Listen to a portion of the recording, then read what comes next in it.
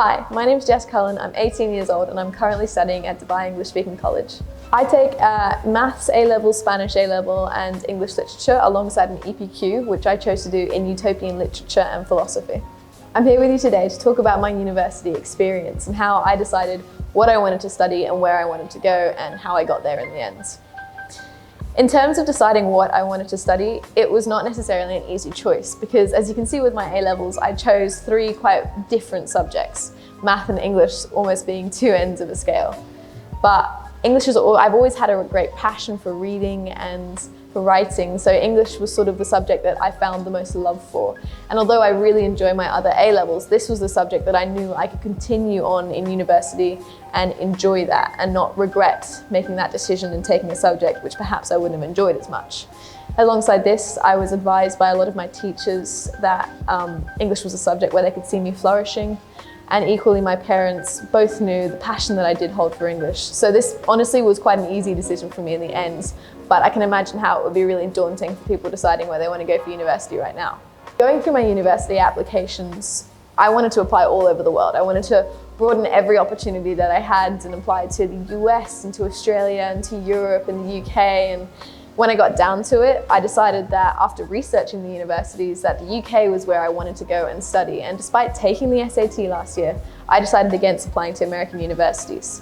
The Australian university process is a little bit different, so I have not yet applied to the Australian universities, but considering where I got in now, I think I might leave that be.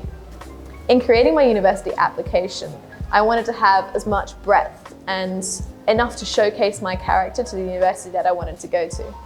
Throughout the years, I participated in a lot of school sports, a lot of school leadership oppositions, such as Head Girl, which I am right now, and also a lot of opportunities that the college had to offer to me, whether that be Duke of Edinburgh, coaching the lower school football teams, all range of items and things that showed the breadth of my personality and really who I am as a person, and equally showed the time management skills and what I was capable of doing and what I wanted that to reflect to the university. When applying to Oxbridge in the UK, you do an early application, which means you put your UCAS form in a couple months before everybody else. This is because Oxford and Cambridge conduct interviews once you've applied. Thus, knowing this, I started my personal statement in the summer of year 12. And this was a really great decision as it gave me time to edit it and check it over with teachers and peers and really curate the best draft of a personal statement that showcased the best version of me. Within this personal statement, something that I really found very valuable was actually talking to my peers and alumni from desk who have gone to Oxford themselves.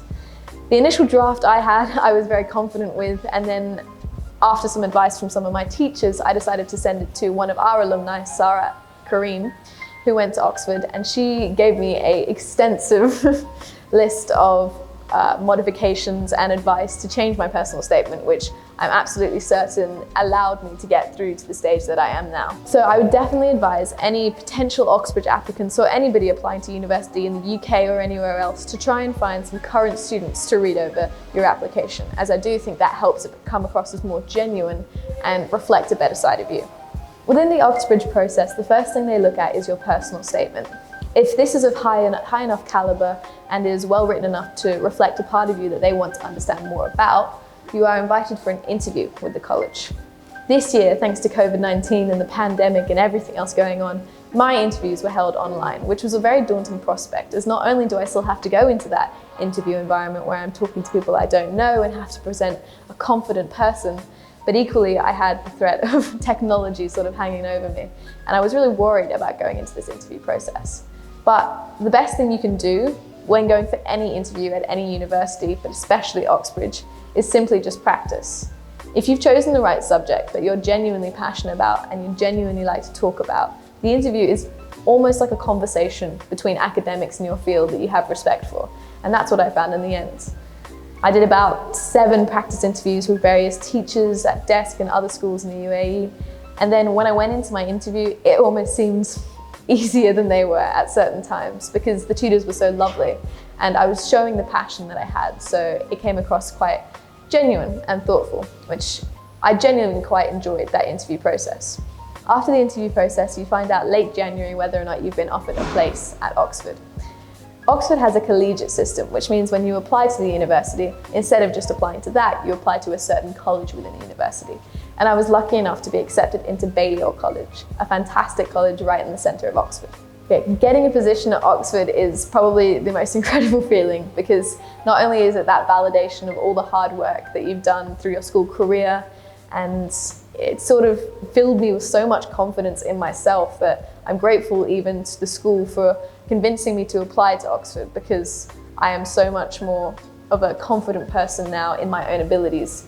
And equally, Oxford has always been a dream of mine, so it's almost as though I've come to the end of this school career and reached the very top. And I'd like to thank Desk a lot for helping me get to this position.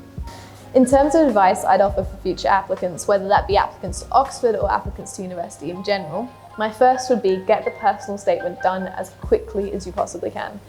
The more time you have to edit this and work on this, the better a draft it will be. And as I said, checking it over with current students of the university you're applying to or your first choice university and your teachers is an invaluable process. Alongside this, I would definitely advise students to not necessarily put so much pressure on the acceptance into one university. When applying to Oxford, I didn't go in with the arrogance that I would get in, but I also didn't go in with the sort of desire for that to be my only choice. If I didn't get into Oxford, I wouldn't have been absolutely heartbroken about it. And I think that was a really important part in the process because it didn't have as much pressure for me then. The Oxford process was more of an enjoyable one than something that determines my future. Yes, Oxford is a fantastic university, but there are so many fantastic universities all over the world. So I would advise any current students looking to apply to university to just take it as it comes and to not get too fixed on one university, because every university offers a different experience and a different future.